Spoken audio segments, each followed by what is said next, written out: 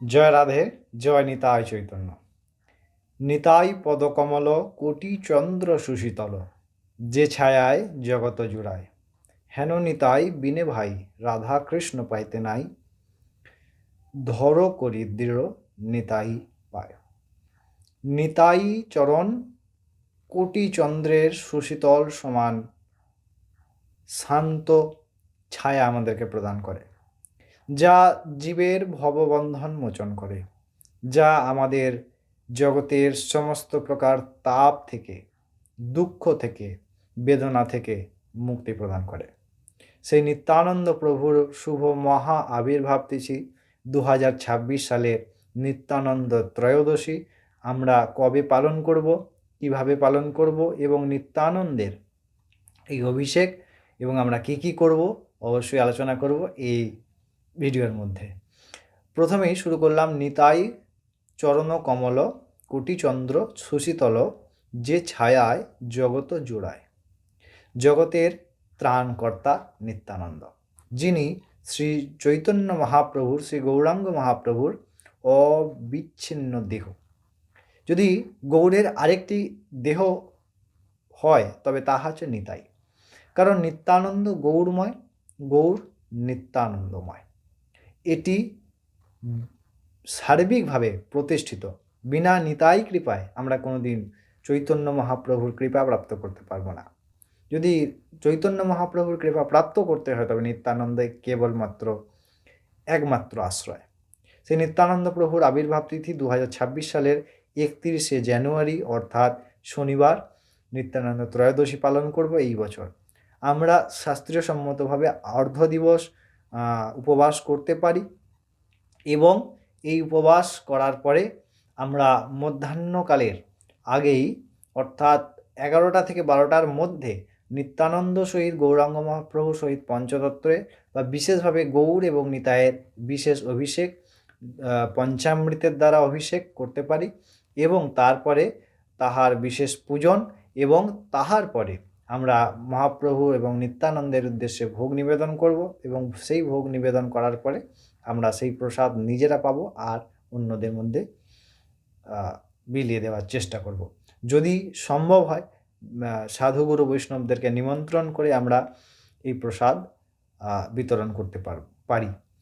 এবার যে প্রশ্নটি হচ্ছে, এই নিত্যানন্দ ত্রয়োদশীতে আমরা কি করব এবং কি করব না। নিত্যানন্দ আমাদের প্রাণ, যারা বাঙালি, বিশেষ করে বাঙালি, বাংলায় রাধাকৃষ্ণ উপাসনা করি, কৃষ্ণ উপাসনা বৈষ্ণব ধারণায় চলি, বৈষ্ণব ভাবামৃতে চলি, আমাদের প্রয়োজন নিত্যানন্দ ত্রয়োদশী অবশ্যই পালন করা এবং এই দিন এবং এর আগের দিন অবশ্যই আমরা যদি নিরামিষ গ্রহণ করতে পারি তা অত্যন্ত বিশেষভাবে প্রযোজ্য, শাস্ত্রীয়ভাবে, এবং আমরা যদি করতে পারি তা আমাদের জন্য বিশেষ ভালো। কারণ এই যে ভগবান নিত্যানন্দ অবতীর্ণ হয়েছেন, তিনি তার নিজের জন্য অবতীর্ণ হন নাই। নিত্যানন্দ অবতীর্ণ হয়েছেন আমাদের মতো দুঃখীজনের করুণা করার জন্যে।